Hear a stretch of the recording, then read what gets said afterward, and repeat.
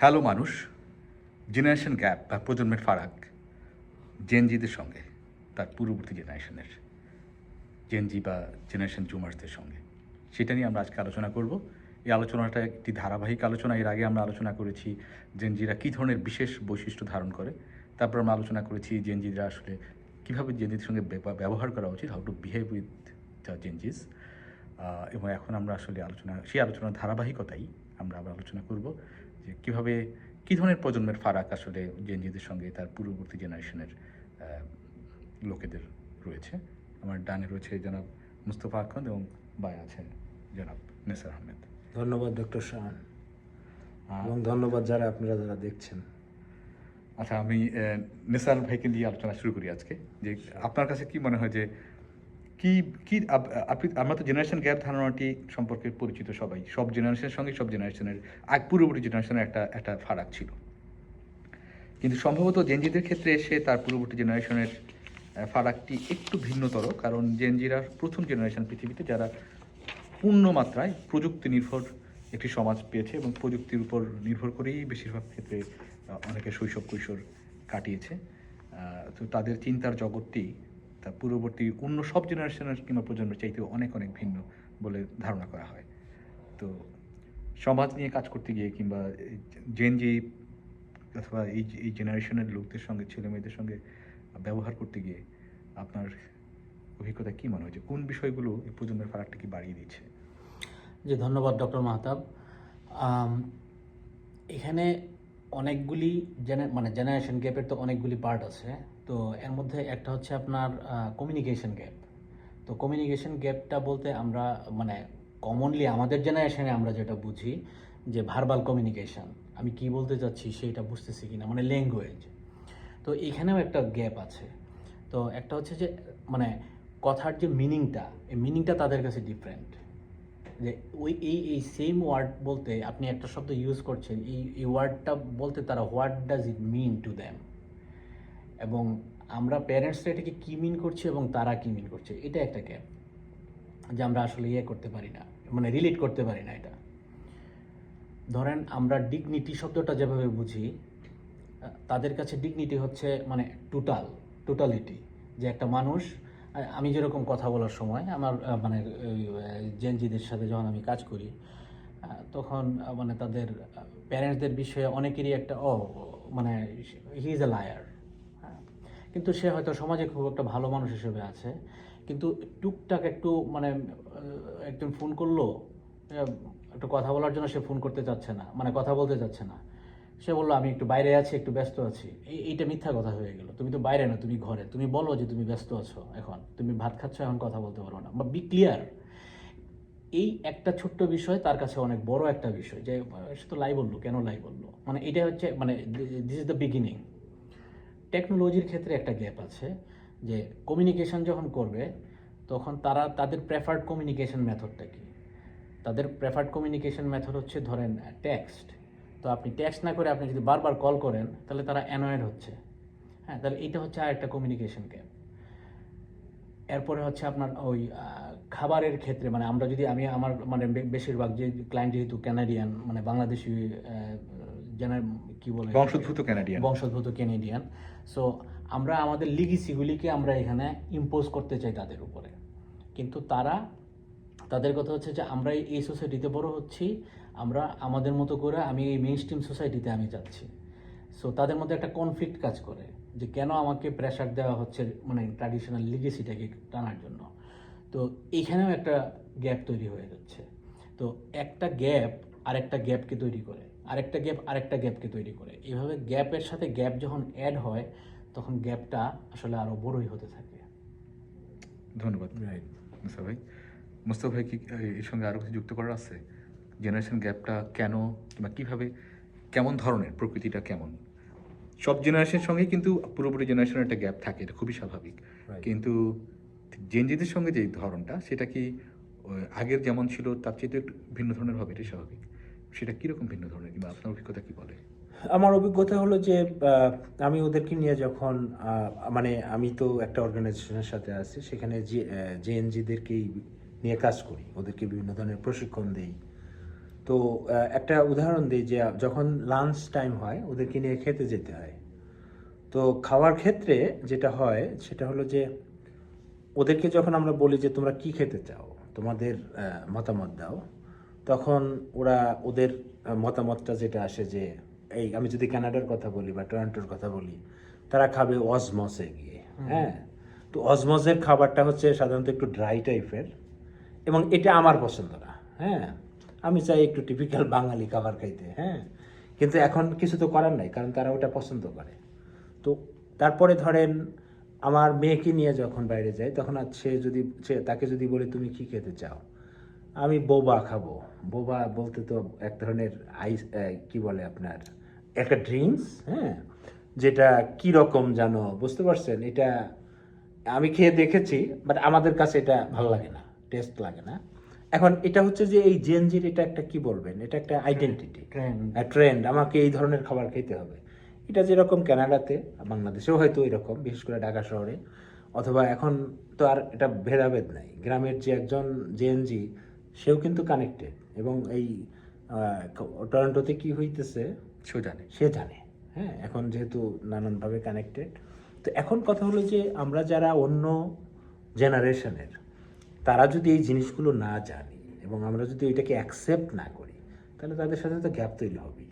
হ্যাঁ, আর একটা জিনিস সেটা হলো যে আপনার টেকনোলজি ইউজের ক্ষেত্রে আমাদের একটা ধারণায় যে, যেমন আমার ওয়াইফ আমাকে বলে, আমি ফোনের মধ্যে থাকলে ধরেন আমি ইমেল করতেছি অথবা একটা জিনিস পড়তেছি, তার ধারণা যে আমি ফেসবুকে আছি। ঠিক আছে, এখন দেখেন আমার ওয়াইফের সাথে এটা নিয়েও কিন্তু এক ধরনের মানে কি বলবো গ্যাপ। তার ধারণা যে আমি এই ফেসবুকের মধ্যে আছি, আমি বসে বসে রিল দেখতেছি, কিন্তু সেটা কমিউনিকেশন গ্যাপ, জেনারেশন গ্যাপ। হ্যাঁ, এটা কমিউনিকেশন গ্যাপ। বাট তাকে বারবার এটা বলার পরে হয়। ঠিক আমার বাচ্চারা যখন ধরেন ফোনে থাকে বা এতে থাকে, তখন আমি মনে করি যে সে বোধহয় স্ক্রিনে টাইম স্পেন্ড করতেছে for nothing, wastage of time, কিন্তু আসলে সে হয়তো কোনো কাজ করতেছে। তো এই যে পারসেপশন থেকে এক ধরনের কিন্তু গ্যাপ তৈরি হইতেছে। হ্যাঁ, এবং এই গ্যাপটা ধীরে ধীরে বাড়তেই থাকে। এই বাড়তে বাড়তে একটা সময় গিয়ে এটা সম্পর্কের ক্ষেত্রেও অনেক সময় প্রবলেম তৈরি হয়। হ্যাঁ, সেটা আমাদের ক্ষেত্রে, আমাদেরও সেটা এক ধরনের মেন্টাল ট্রেস, তাদের ক্ষেত্রেও মেন্টাল ট্রেস। না, কিন্তু এরকমও কি কখনো ঘটে যে আপনি বোঝাতে চাচ্ছেন ঠিক এই কথা, কিন্তু ঠিক জেনারেশন জেড এর কোনো একজন লোক সে ঠিক বুঝতেছে অন্যটা? হ্যাঁ, এরকম এরকম ঘটনাও ঘটে। যেমন ধরেন তাদেরকে সামান্য একটি হেল্প করলে, তারা যদি সামান্য একটি হেল্প করে, সাথে সাথে তারা এক্সপেক্ট করে যে তাদেরকে সাথে সাথে থ্যাংক ইউ বলি, অ্যাপ্রিসিয়েট করতে হবে, এবং অ্যাপ্রিসিয়েট না করলে তারা সিরিয়াসলি মাইন্ড করে, দে ওয়ান্ট ভ্যালিডেশন। হ্যাঁ, ভ্যালিডেশন করে। আর একটা জিনিস যেটা হয় সেটা হচ্ছে যে আপনার এখন এই যে তারা চায় যে আমরা চাই আমাদের মতো করে তারা তাদের লাইফটা লিড করুক। হ্যাঁ, কিন্তু তারা তো অন্য জেনারেশনের, তাই না? এমন ধরেন সে তার তার তার হোমওয়ার্কটা করবে তার মতো করে সময়ে, হয়তো ধরেন অনেক রাতে করবে, রাত 12টার পরে বা 2টার সময় করবে, কিন্তু আমরা চাই যে না, সে 10টার আগে ঘুমিয়ে পড়বে। হ্যাঁ, তো এর আগে তারা হয়তো ঘুমায় পড়ে, স্কুল থেকে আসার পরে হয়তো ঘুমায় পড়ছে, তখন আমি দেখি নেই। কিন্তু আমি মনে করি যে যখন রাত 2টা পর্যন্ত সে জেগে আছে, তাহলে সকালে তো তার উঠতেও সমস্যা হবে, কিন্তু সে হয়তো ওই রাতে তার কাজটা করবে, আগেই ঘুমায় ফেলছে, যার ফলে তার ঘুমটা পাচ্ছে না। তো এগুলো আমরা অ্যাকসেপ্ট করতে পারি না। হ্যাঁ, আমরা চাই আমাদের মতো করে। ধন্যবাদ। যার ফলে আমাদের গ্যাপটা বাড়ে। হ্যাঁ, নেসার ভাই কি বলবেন? আপনার কি মনে হয় এখন আসলে প্যারেন্টসদের কিংবা সিনিয়রদের কিভাবে ব্যবহার করা উচিত, মানে এই গ্যাপ কমায় আনার জন্য কি করা উচিত? আমি মুস্তফা ভাইয়ের লাস্ট কথাটা যেটা, এটা থেকে শুরু করি। এটা হচ্ছে কি যে অ্যাকসেপ্টেন্স, দ্য ডাইভার্সিটি, মানে তারা একটা ডিফারেন্ট গ্রুপ, এবং আমরা যেভাবে বড় হয়েছি, যে সোসাইটিতে বড় হয়েছি, ধরেন আমি প্রথম টাচ ফোন ইউজ করি আমার বয়স যখন 34, তখন আমি টাচ ফোন ইউজ করি। তো এটা এখন আমার মানে আমার তো লাইফটাই এখন ফোন, টাচ ফোন মানে স্মার্টফোন। হ্যাঁ, স্মার্টফোন, আমার ব্যাংক, আমার অফিসের কমিউনিকেশন, এভরিথিং ইজ হিয়ার। তো তাদের ওই লাইফস্টাইলটা কিন্তু আগে আমরা যখন চাকরি জীবনের প্রথম দিকে আমাদের ইন্টারনেটের মানে ইমেলের অ্যাক্সেস ছিল শুধুমাত্র অফিসে গিয়ে ওই সময়ের মধ্যে করতে হতো। এখন কিন্তু আমরা আগের চেয়ে অনেক বেশি কাজ করি, কারণ আমাদের অ্যাক্সেস আছে। তো এটা হলো যে অ্যাকসেপ্ট করা, মানে নতুনকে অ্যাকসেপ্ট করা। আমাদেরকে এই জিনিসটা অ্যাকসেপ্ট করতে হবে। অনেক সময় প্যারেন্টসরা ফ্রাস্ট্রেটেড হয়ে বলে, দেখেন ভাই ও তো সারাক্ষণ গান শুনতেছে, হ্যাঁ ও তো সারাক্ষণ এ করে। আসলে হয়তো সে গান শুনছে মানে এটা তার একটা, তারা অ্যাটাচড উইথ নিউ থিংস। আমাদের অ্যাটাচমেন্ট ছিল হাতে একটা বল থাকতো বা আমরা খেলতাম। আমরা একটু আগে কথা বলার সময় যেটা বলছিলাম যে এখনকার প্যারেন্টসরা কী করে, মানে ফোর্স করে বাইরে গিয়ে খেলার জন্য, আর আমরা বাইরে খেলতাম, প্যারেন্টসরা জোর করে ঘরে নিয়ে আসতো যে ঘরে থাক। তো এখন ধরুন এই এই যে একটা চেঞ্জ আসছে, এই চেঞ্জটাকে আমাদেরকে অ্যাডাপ্ট করতে হবে, আমাদেরকে অ্যাকসেপ্ট করতে হবে। We need to accept the reality, যে এটাই হচ্ছে রিয়েলিটি। আমাদেরকে তাদেরকে বিভিন্ন কাজে মানে এঙ্গেজ করতে হবে। কারণ টেকনোলজিতে সবাই যে আপনার প্রপারলি ইউজ করছে বা ভালো করে যে ইউজ করছে বিষয়টা এরকম না। আমাদেরকে একটু খেয়ালও রাখতে হবে যে তারা মানে কোন বয়সে তারা যাচ্ছে। এবং আপনি মানে আগে আমাদের অন্টারিওতে যেটা ছিল যে স্কুলে বাচ্চারা কিন্তু স্মার্টফোন নিতে পারতো, এখন কিন্তু স্কুলে আর নিতে পারে না। ফোন নিতে পারে না। কারণ কি, এটার অনেক নেগেটিভিটি অনেক বেশি আছে। সো কতক্ষণ সময়ের জন্য তাদেরকে টেকনোলজির উপরে দিব, কতটুকু সময় দিব, মানে কি কোন বয়সে তারা কতটুকু অ্যাক্সেস করবে, কতটুকু রেস্ট্রিকশন দিতে হবে, এই বিষয়গুলিও তাদের সাথে ওপেন কমিউনিকেশন করে তাদেরকে বলতে হবে যে আমি এইটা করছি এইটার জন্য। কিন্তু আপনি যদি শুধুমাত্র যে মানে লেকচার দেওয়ার জন্য শুধু বলেন, মানে আমার ছেলেকে আমি মানে এখন ডাকলে আমি বলি যে বাবা I am going to give you a lecture, বলে নাও। বলে নিতে হয়। হ্যাঁ আমি বলি যে আমি লেকচার দিব, সে বলে no this is not the right time. Okay when is your right time, come to me. হ্যাঁ, তাকে যদি বলি যে হ্যাঁ আমি তোমাকে লেকচার দিব এই বিষয়ের উপরে 2 মিনিট 5 মিনিট, তখন সে শুনবে। আর যদি তাকে দাঁড় করায় যদি লেকচার দেওয়া শুরু করে দিই, হ্যাঁ, এবং আমার একটা প্রিপারেশন দরকার আছে। এবং আমার ক্লায়েন্টদের সাথে, মানে আমি যেহেতু জেন জিরাই আমার মেইন ক্লায়েন্ট, সো এদের সাথে যখন কথা বলি তাদের মেইন কমপ্লেইন হলো যে মানে our parents is good for nothing other than giving lecture, useless lecture. তারা ইউজলেস লেকচার বলে, কারণ এদিকে শুনতেছে ওইদিকে চলে যাচ্ছে, তারাকে রিলেট করতে পারে তারা মনে করে ইউজলেস, কিন্তু হয়তো একদিন আবার ভাববে যে ভেরি ইউজফুল, সেটাও হতে পারে। না হতে পারে। মানে we need to find the balance. যে এই জন্য তাদের সাথে ক্লিয়ার হয়ে নেওয়া যে আমি তোমাকে লেকচার দিচ্ছি, হ্যাঁ লেকচার দেওয়ার পরে হ্যাঁ what is your opinion, they will agree or they will not agri.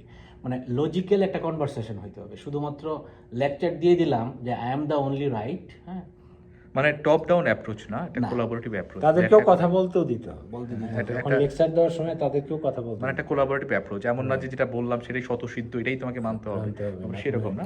তাদেরও বক্তব্য আছে এবং সেটা শুনে যুক্তির ভিত্তিতে একটা সিদ্ধান্তে আসা যদি যায় তাহলে বোধহয় এই গ্যাপটা মানে কিছুটা কমে আসবে, কমা যাবে আর কি। জেনারেশন প্রজন্মের ফারাক।